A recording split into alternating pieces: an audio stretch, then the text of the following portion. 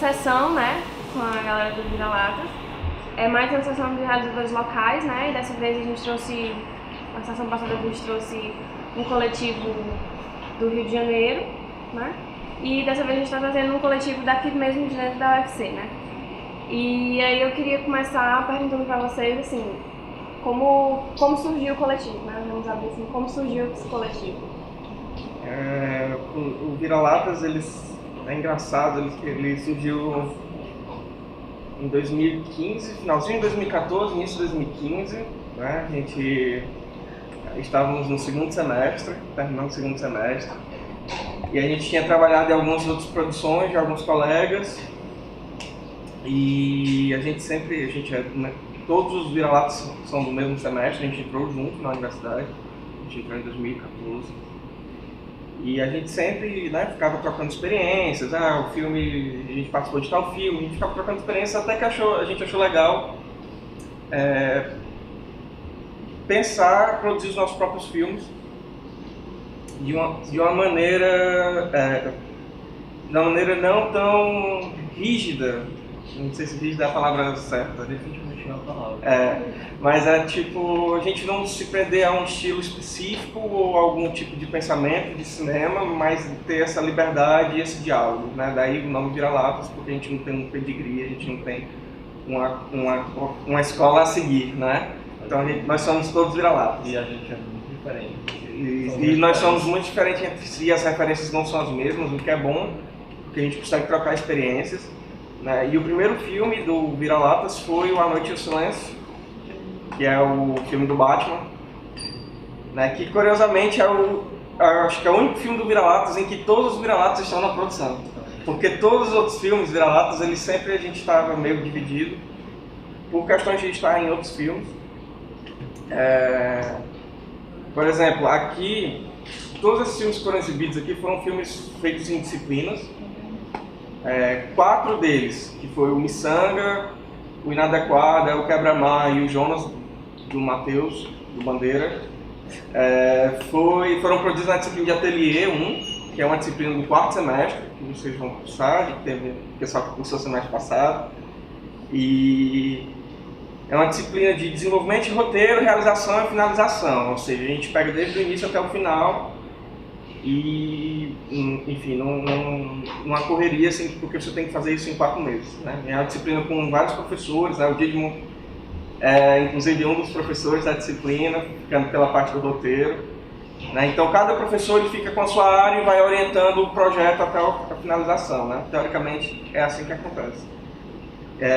O Terra Estranha, do Elvio, que está chegando, ele vai falar mais sobre o filme, foi produzido numa disciplina do 3º semestre, de edição e montagem. A primeira edição que a gente já chegou. Foi com a Cristiana Parente, né? Foi ela que orientou o trabalho deles. O Muros, que é o penúltimo filme, né? Que foi antes do Jonas, foi em Ateliê 2. Então, assim, o Vira-Lata surgiu desse desejo de a gente trabalhar junto, apesar desse pensamento meio que não igual. Nem um pouco igual. As referências são muito diferentes. Assim, um dos meus pontos até que eu ia falar sobre o trabalho de vocês é que exatamente isso, deles serem bem diferentes, né? E assim, acho que quem conhece vocês vê assim mais ou menos, né? Que o Thiago é do Éden, o Bandeira já gosta muito de um terror contemporâneo, não sei, né? E aí assim, como é pra vocês assim a questão das referências, assim, lidar com essas referências? Porque assim, na nossa, eu comentei com alguém que na nossa sessão passada que essa sessão tem muito dessa coisa do gênero, né? Do cinema de gênero, muito diversificado. E aí, como é assim lidar com todas essas referências para cada um de vocês, incluir isso no filme de vocês?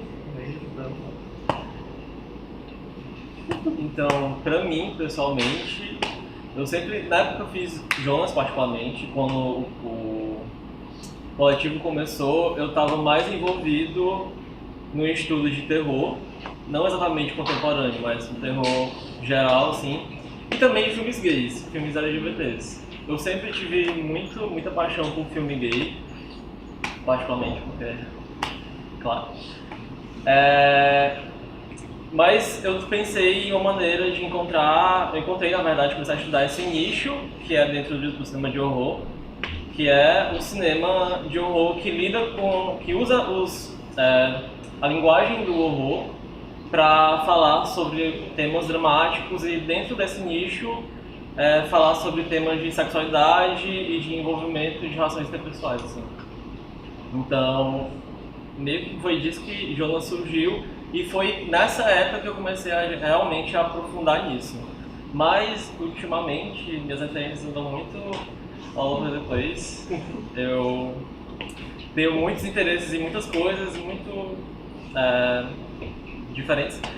Mas, ao mesmo tempo, eu acho que o que meio que o sumário de tudo foi realmente o horror e o melodrama dentro do... Acho que são os dois gêneros que eu mais me identifico, foram os dois. E... assim, pra quem me conhece, sabe que eu sou apaixonado por faroeste. Foi um sentimento crescente desde o primeiro semestre, quando eu fiz teorias clássicas, que o meu seminário foi sobre faroeste e comecei a pesquisar. Assim, eu já gostava do gênero antes, mas eu comecei a pesquisar o gênero a partir daí, né, que eu estava tendo um suporte mais teórico. E eu cheguei na disciplina de ateliê, né, a gente já sabia, porque foi dito no semestre anterior que seria trabalhado com cinema de gênero, né, inclusive foi uma boa forma de avisar os alunos, porque a gente teve o período das férias para poder pensar nos projetos, enfim. Era através da escolha, a escolha era através de pitchings, então, né, a gente se preparou durante as férias para isso. Então, no caso específico do Miçanga, eu tinha, desde o início, quando soube que esse gênero, eu tinha a ideia de trabalhar no faroeste, né? Mas eu tinha um pequeno probleminha, porque a pegada do ateliê era trabalhar com a estética um pouco do cinema contemporâneo, e nessa época eu não tinha muitas referências do cinema contemporâneo. Na verdade, eu tinha uma certa dificuldade no cinema contemporâneo, que só foi ultrapassado a posteriori. Então, eu tinha que pensar o faroeste a partir disso, desse cinema contemporâneo, e de um filme possível de ser feito.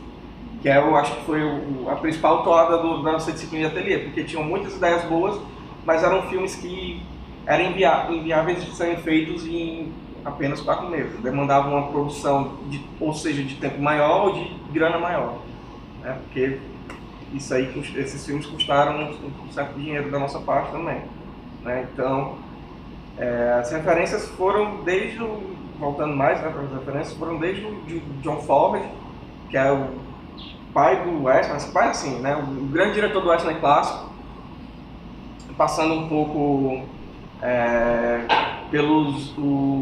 não especificamente sobre um diretor, mas sobre os vilões que o ator Lia Van Cleef representava no cinema, aquele homem de preto, e claramente através dessa figura do capataz. E enfim, era essas as referências, assim. Eu não podia ir muito além, eu não tinha muita referência de um cinema contemporâneo na época, então eu ficava um pouco resguardado em relação a isso. E eu achei, assim, quando eu vi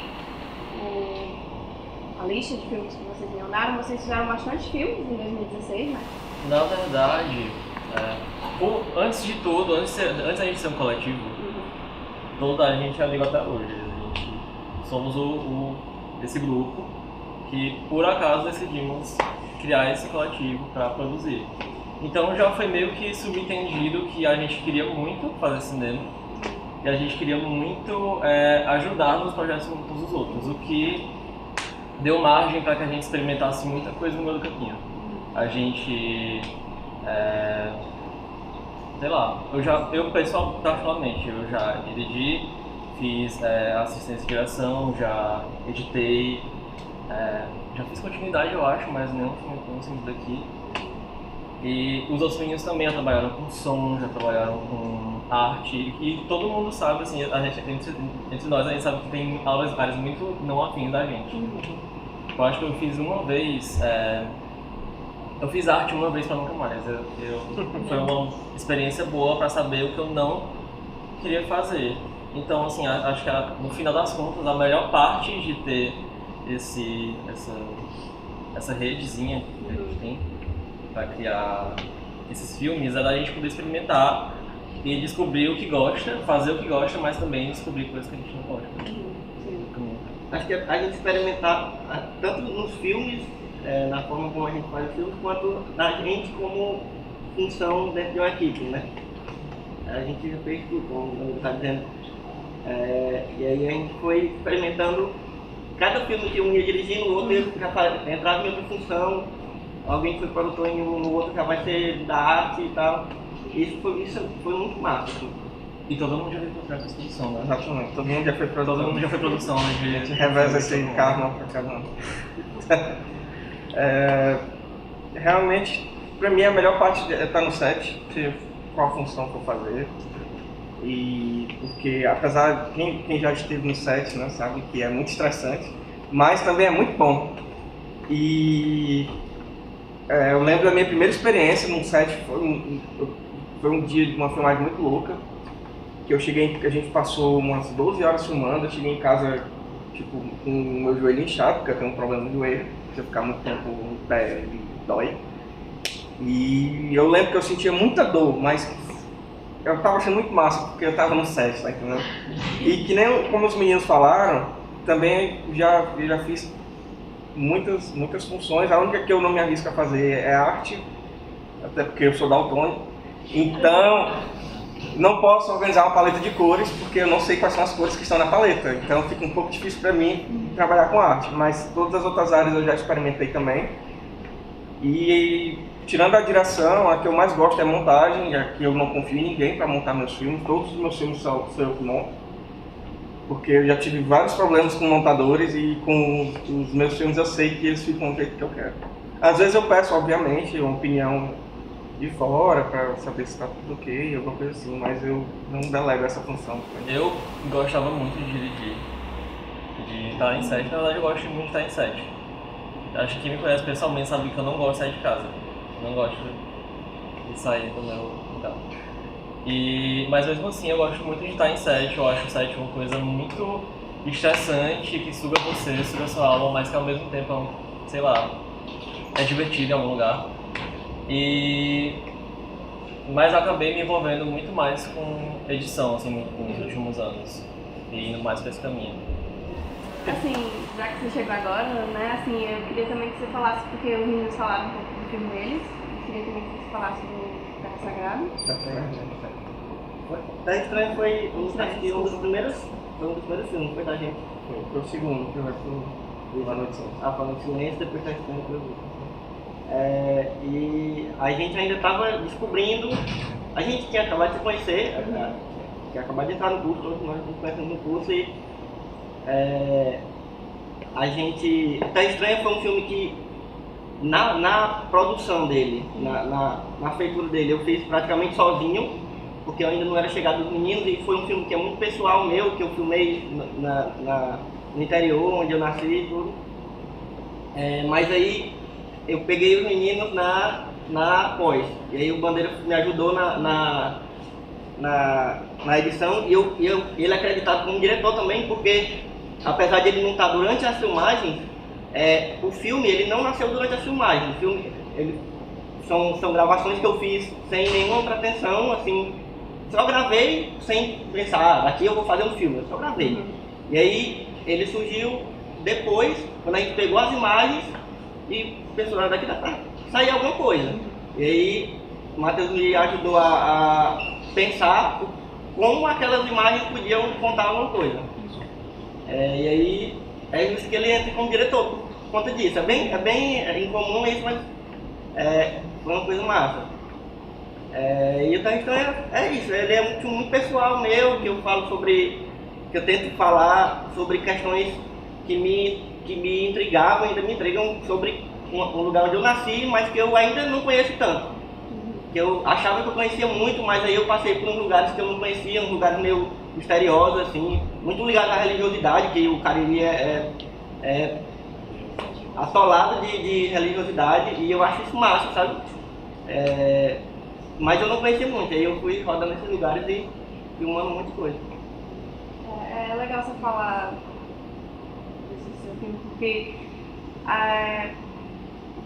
né, assim, voltando a essa coisa de ser bem diferente de todos, né, tem essa coisa que um filme, né, ele tem produção, ele tem aquilo, e pá. E é muito legal ter um filme assim, né, ter como um exemplo seu, né, que eu vou puxar, que é essa coisa da experiência de você pegar uma câmera e ligar e é isso, sabe, assim, eu não sei do que vai sair aquilo, não sei se vou usar aquele material, eu posso descartar depois, mas que dali sai um filme, né, assim, e é muito legal que você se apropria daquele espaço, que é seu, né, e você faz essa experiência, sabe, é uma coisa muito mais, é uma coisa íntima, né, acho que assim, quem não conhece o Cariri, quem não sabe muito assim, tipo, eu assim, né, assim, que eu vi o seu filme eu fiquei, ok, são imagens de um local, de uma cidade, que dá pra ver que é do interior e tal, mas assim, depois de você falando isso, sabe, eu vejo mais, assim, com um toque mais de intimidade, assim, né, dessa coisa de ter aquela proximidade com aquele local, ter aquela intimidade, além da experiência de filmar, assim, né, e assim, tem o áudio do momento, né, assim, dentro do carro, que tem a galera rindo, assim, sabe, isso torna o filme mais assim, sensível, né, assim, também em questão do Muros, né, que são imagens do Google, né, só que quando o áudio é captado, você escuta, assim, um som de alguém batendo um martelo, assim, um forró atrás, e isso, assim, às vezes me dá a sensação de que, tipo, de que aquelas imagens do Google ali, eu tô naquelas imagens, sabe, assim, então, assim, é uma questão, eu achei muito uma questão de apropriação de locais, né, assim, e é muito interessante isso do seu filme. Eu não sei se você não tava, né, mas chegou na outra, mas assim, que eu perguntei pros meninos em questão de referências, assim, como é trabalhar com as referências, se você, acho que claro, você tem algumas, né, assim, como é trabalhar com elas, e a questão de experiências dessa troca de funções que vocês tiveram, assim, se teve quais experiências boas, se você teve questão de direção, montagem, ou experiências não muito boas. Assim. Sobre referências, isso é uma coisa massa da gente com um grupo de amigos e coletivo que acabou se tornando. É uma coisa massa que é a troca de referências, porque nós todos assistimos muitas coisas diferentes, sabe? Às vezes coincidem algumas coisas, mas às vezes é uma coisa que um jamais assistiria, mas o outro assiste. Mas numa conversa aquelas coisas se encontram, entendeu? E a gente conversa muito sobre o que a gente assiste. Assim, acho que 50% do que a gente conversa é sobre filmes e coisas que a gente assiste e vê, e 50% é fofoca e... Que é o que move o mundo. Exatamente. E aí, tipo, o Terra Estranha, eu tinha acabado de entrar no curso, assim, acho que foi no segundo semestre. Foi no terceiro. Aí eu tinha visto umas coisas sobre vídeo diário, sabe? Um negócio que eu não sabia que tinha nem nome, assim, e eu vi umas coisas do Ivo. Eu vi na mesma posição que teve do Mecas, que teve teve uma fala do Ivo Lopes, o Ivo, não sei se todo mundo conhece aqui, é um cearense, fotógrafo, um dos melhores fotógrafos no Brasil, na minha opinião, fotógrafo de cinema. E ele tem uma série de vídeo diário que ele exibiu nessa mostra, teve lá no MAU, no Museu de Arte da UFC, e eu fiquei fascinado pela conversa dele. Os filmes eu achei legal, achei massa, achei interessante, mas quando ele falou sobre os filmes, exatamente como tu falou, quando você fala com um realizador, porque são filmes muito pessoais. Então, às vezes, você assiste e é legal, você tem uma interpretação sobre ele e tal, mas quando você conversa com o realizador, você já tem outra noção, né? E aí eu fiquei fascinado com essa história de vídeo diário e eu acho que a maior referência para fazer o Tá Estranho foi essa conversa e esse filme dele. Esse filme, como vocês viram que a gente faz filme muito diferente, a gente faz filme desde blockbusters, tipo A Noite e o Silêncio, que é um filme que teve uma equipe grande, assim, acho que foi a maior equipe que eu já trabalhei. Quase 40 pessoas. É muita gente e tipo um negócio corrido. E além de tudo foi o nosso primeiro filme dentro do curso e tal. E foi muito massa, foi uma experiência massa. Aí a gente pula para um filme como Terra Estranha, que foi eu, a minha namorada, que estava viajando, ela filmou e eu filmei algumas coisas. E só nós dois, durante toda a viagem. E aí quando eu cheguei, juntei com o Bandeira. Os meninos me davam um toque, mas quem botou a mão na massa foi eu e o Bandeira na edição. E essa era a equipe do filme, sabe? Mínima. E foi uma experiência totalmente diferente da outra e foi muito bom ter elas duas, sabe? Pra ver tipos de set diferentes. Porque o set, a gente conhece o set básico, mas ele pode funcionar bem direitinho quando é um grupo de amigos. Às vezes é um set mais profissional, que todo mundo tem que agir de certa forma. Às vezes está todo mundo despojado. Às vezes é um set que a galera viaja e passa um tempo sem nem filmar, só conversando e fazendo qualquer coisa e depois filma, sabe? E no Terra Estranha, o set mesmo foi na edição. Foi lá naquele laboratório do velho Ica Carapinhão que eu brigava com Bandeira. E dizia, macho, isso não é certo não, macho, e teimava, e um teimava com o outro, e é isso. Editar junto é um negócio problemático, assim. Talvez por isso que eu tenho o negócio de fazer sozinho e às vezes só dar um toque pro pessoal, mas fazer isso junto é um negócio que tem que ter muita paciência com o outro, sabe? Essa amizade quase acabou já. Sim. Eu tenho mais algumas coisas, mas eu queria saber se alguém tem alguma pergunta. Quando a gente viu a Noite do Silêncio, e tinha uma área de apoiadores, e nesse do Jonas, Senhado de Sangue, também tem uma área de apoiadores. Vocês usam financiamento coletivo para o projeto de vocês, ou eles são apoiadores de outro campo? E isso tem funcionado? Responde primeiro. O da Noite do Silêncio a gente conseguiu mais apoiadores porque era um filme sobre o Batman, então tinha mais gente disposta a apoiar.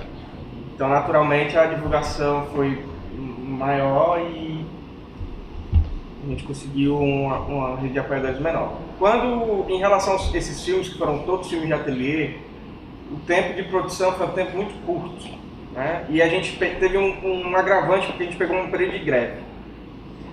Então a gente entrou em greve em agosto, voltou em outubro e esses filmes foram finalizados mesmo.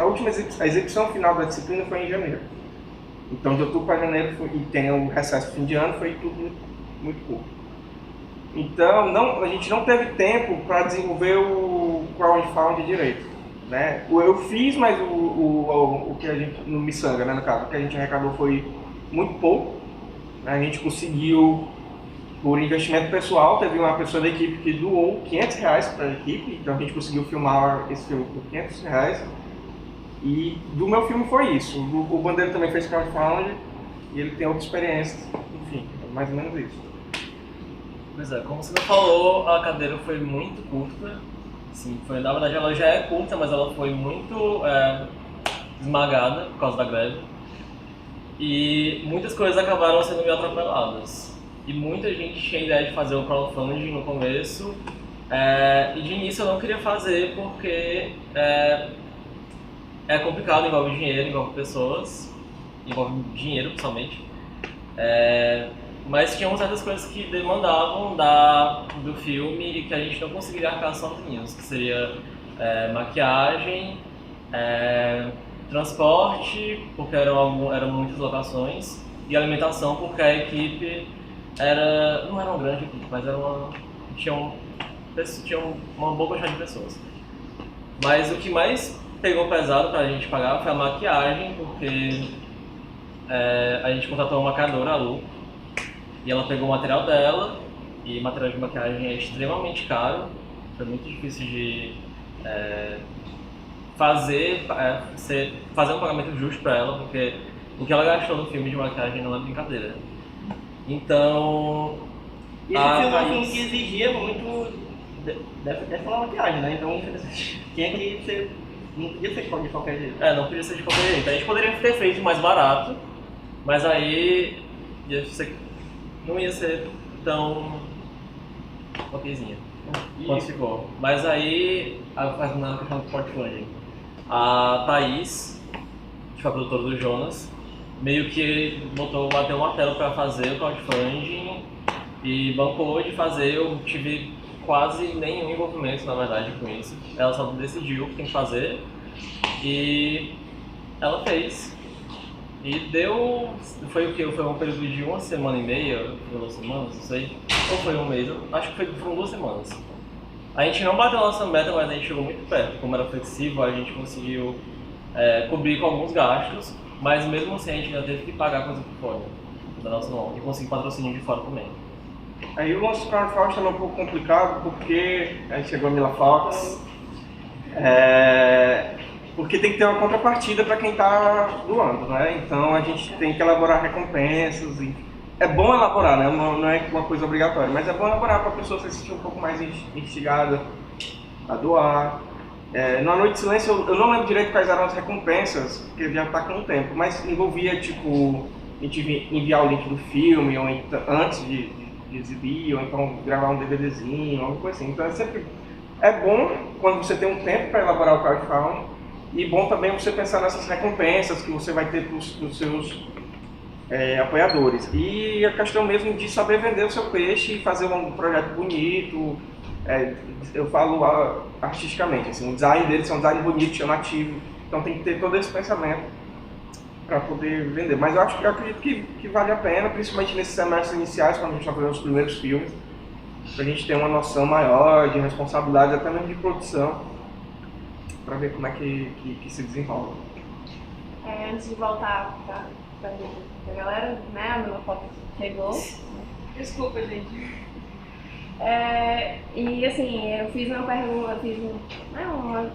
perguntas, né, pra galera aqui, e aí, assim, queria que você falasse um pouco, assim, do seu filme, né, Inadequada, assim, como foi a experiência de fazer o filme, né, como é a experiência de estar dentro desse coletivo pra você.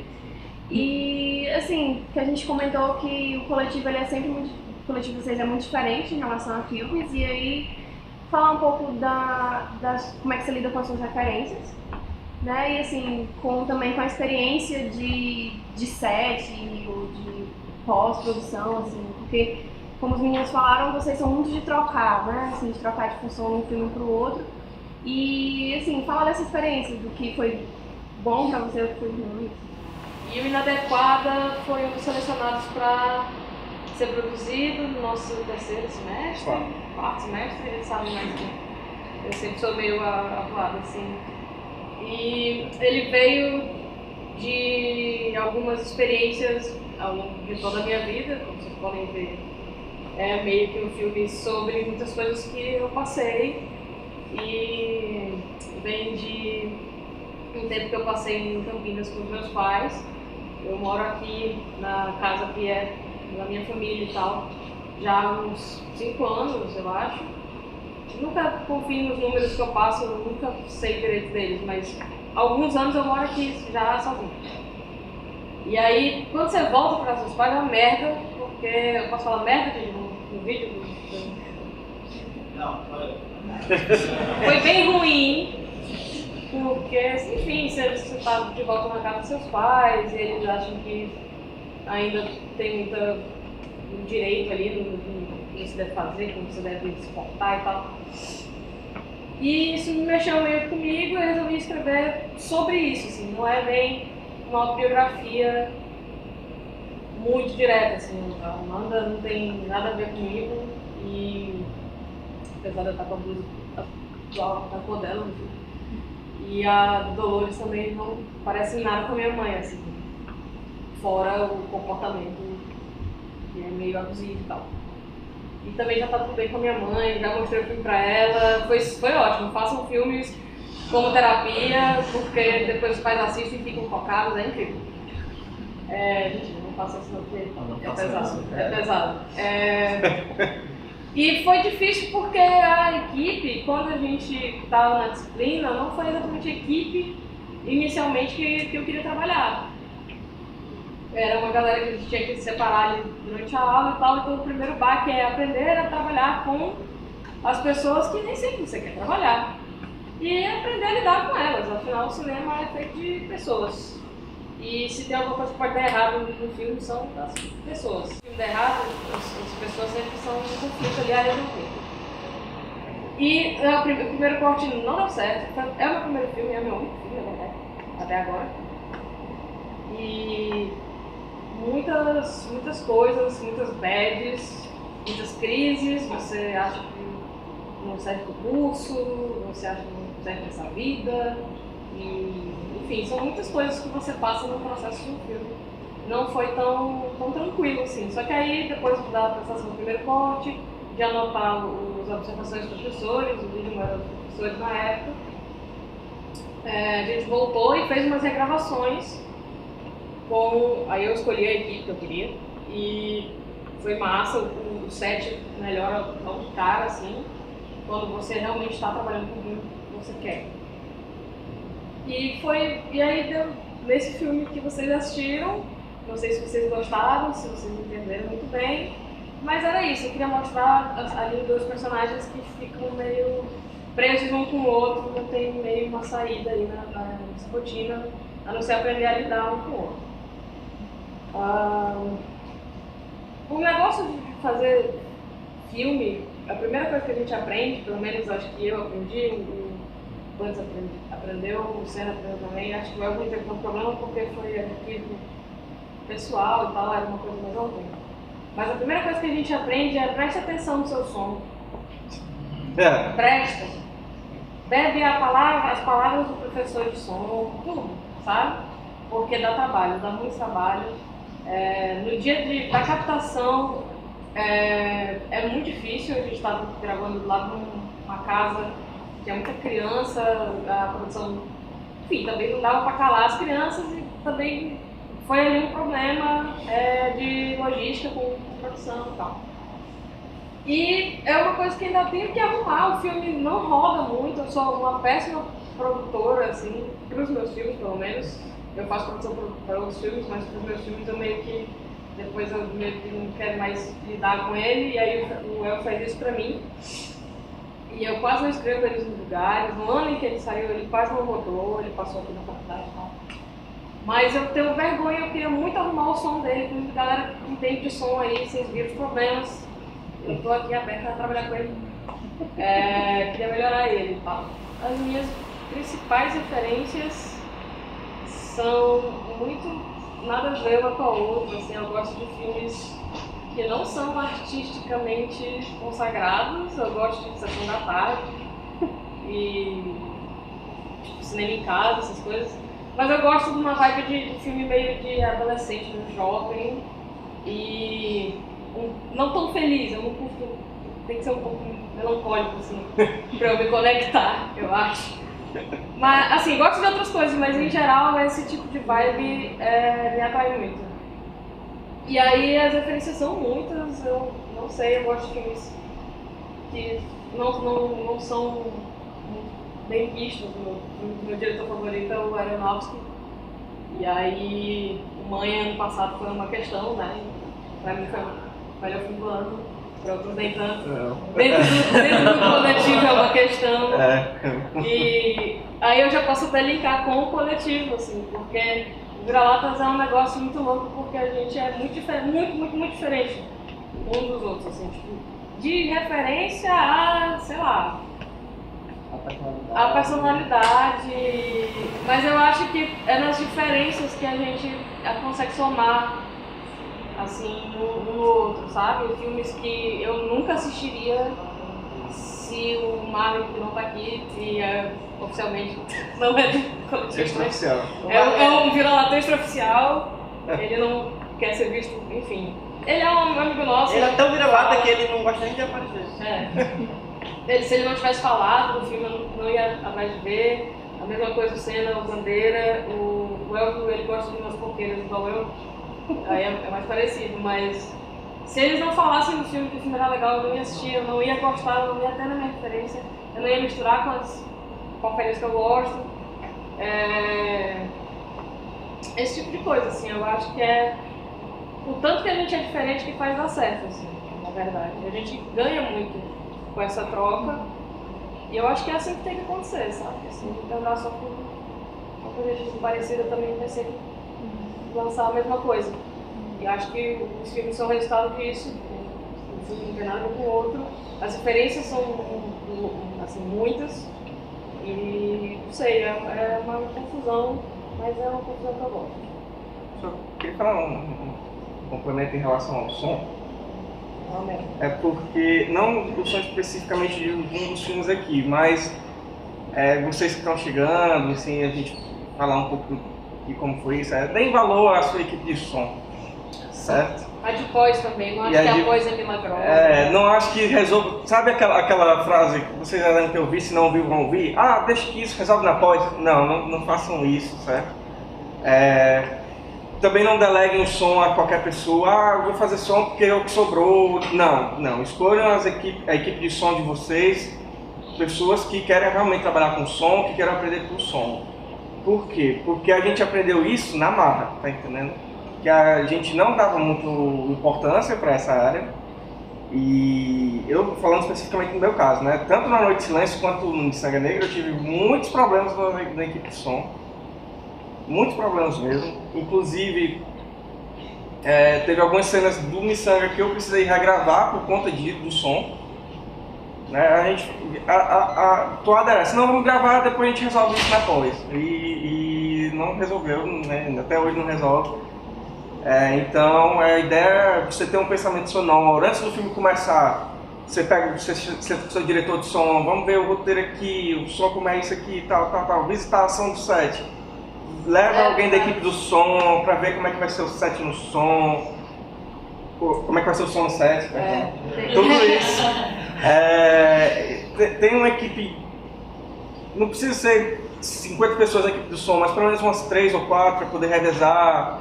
Né? Porque ficar já vi site com uma pessoa só por som, fazer a microfonia, captação, preencher ficha, tá entendendo? E gravar a folha aí depois. Então uma pessoa comanda essas 4 funções, a Bia sabe, porque a Bia já trabalhou comigo em vários filmes, já fez o som dos meus filmes futuros, não esses, os que vieram depois. E é complicado, a galera do som é complicado. Então pensem muito no som do seu filme antes de vocês irem gravar, que eu tenho certeza que vocês não vão se arrepender na pós. Só complementando um pouco mais sobre isso, mas não tanto, tem uma coisa muito importante que a gente também só aprende na prática, que é tente entender e respeitar o fôlego que você tem para um filme. Porque você se guarda muito e se doa muito durante as gravações. Quando tá tudo pronto, parece que meu filme tá pronto. Aí é que o filme vai nascer de novo. E é aí que tem uma barreira gigante, que é a pós.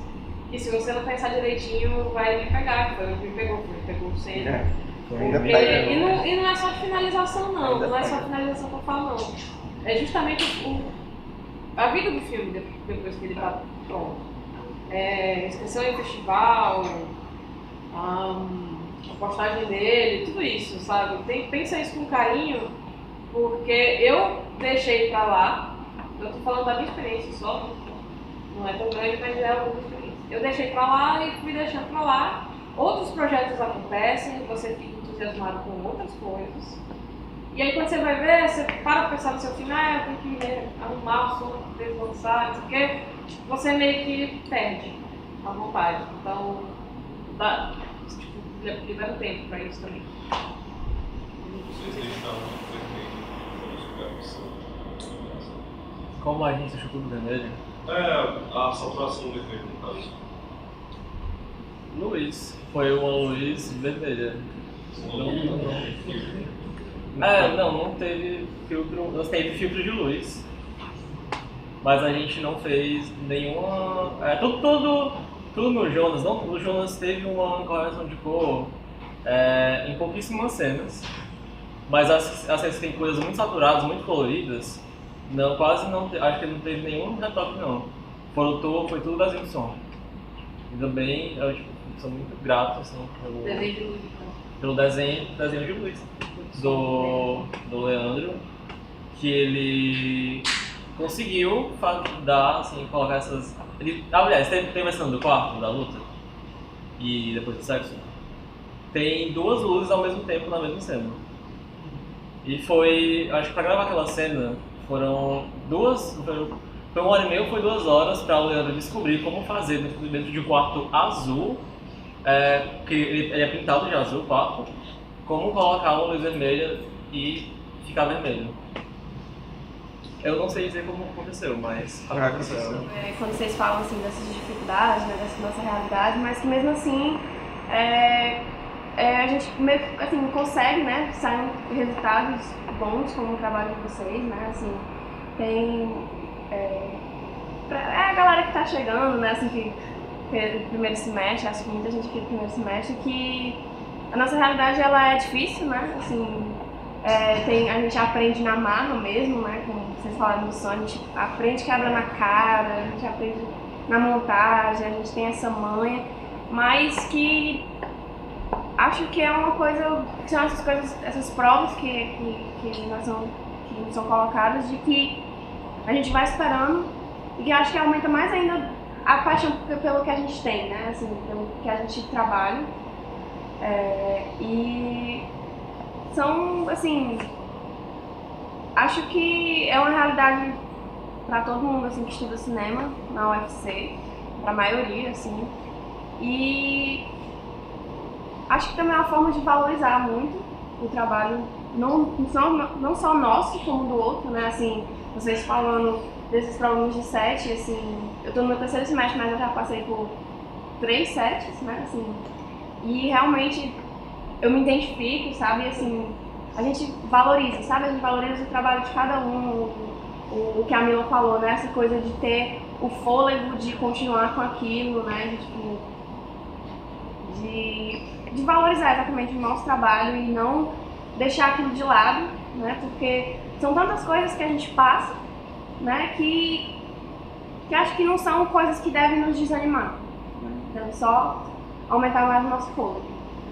Inclusive, um lado bom, um revés positivo de uma das coisas que foram faladas negativas aqui, que nem sempre é negativo, que no caso no ateliê a gente realmente teve que ficar com pessoas na equipe que a gente não conhecia, não tinha trabalhado antes, porque no final do dia é uma disciplina e as pessoas precisam trabalhar em algum projeto também. E no caso do Jonas especificamente, eu trabalhei com algumas pessoas com as quais eu não conhecia, nem tinha trabalhado, e também trabalhei com pessoas que eu conhecia, mas uma das coisas mais legais, assim, que eu tive o prazer de conseguir com o Jonas foi o Luiz, aquele ali, o Luiz Refluxos. O Luiz... Conseguiu ficar com esse nome. O Luiz, eu não tinha essa direção e eu não sabia quem chamar, mas acabei chamando o Luiz porque já tinha feito a disciplina, eu achei que daria certo.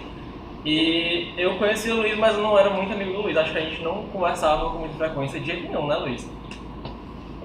E depois do filme, por ironia, o Luiz hoje é um dos meus maiores amigos, assim. Eu confio, eu converso com ele muito.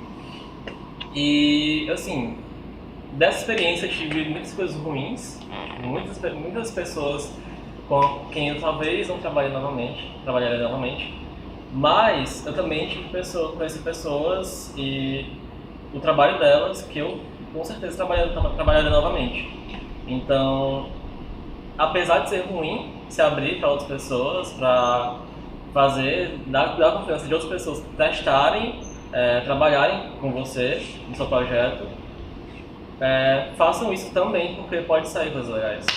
Entendeu? Sim, eles vão pegar agora, né? O galera do conhecimento vai pegar agora a produção com a Samantha, né? E aí, assim, é interessante falar isso porque, assim, eles vão se dividir por questão de ideias, né? E, assim, ali você vai ver que vão ter pessoas que você quer trabalhar de novo, que não vão ter pessoas que você não quer trabalhar de novo, mas acho que isso é comum dentro do nosso curso porque existem diferentes formas de se trabalhar, né? Então, sempre tem que haver, sempre tem essas diferenças.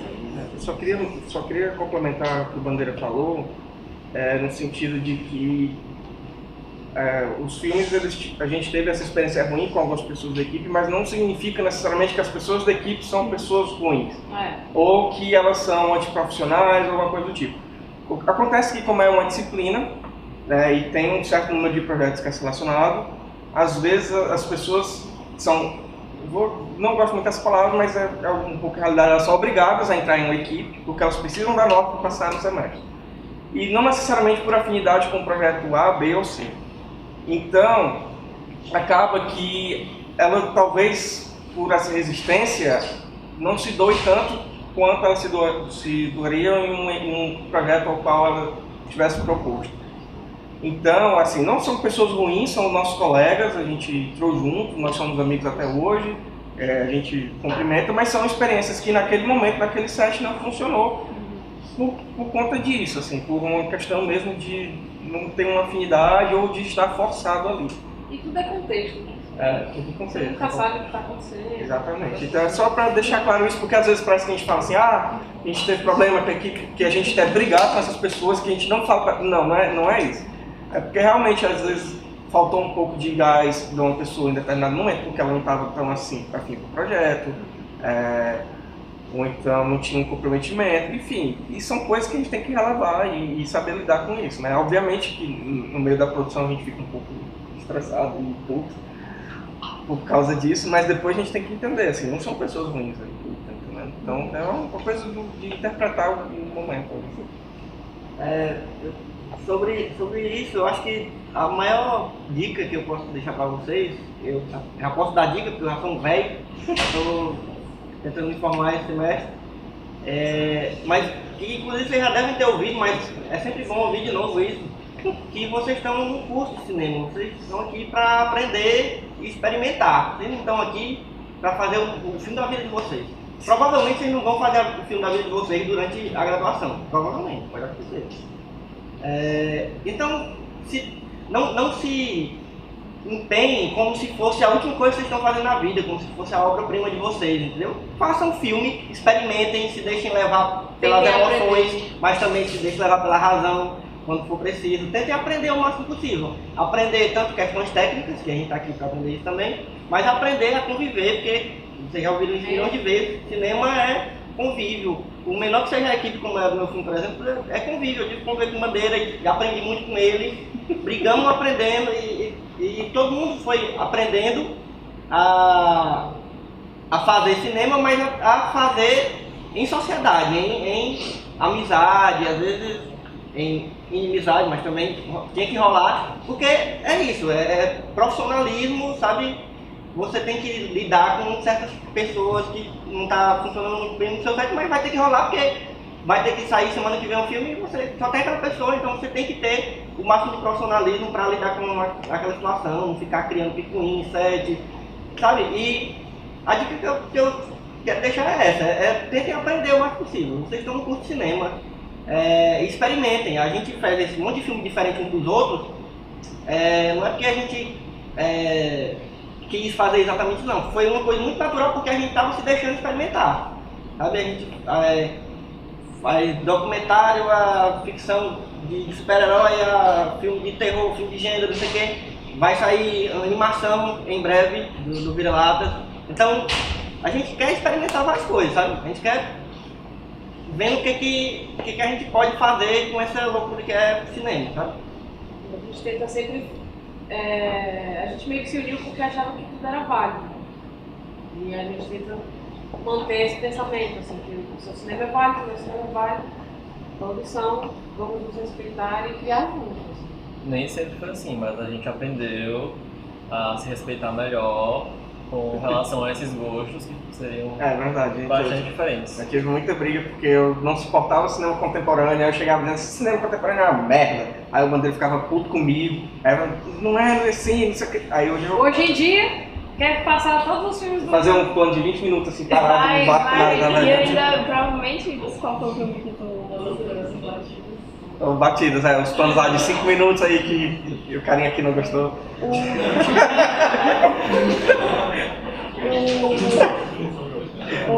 E no ano passado, né, o filme que você colocou para Cine Refúgio, não sei se você repetiu, que foi do Lado do Quero. O Lado do Quero também.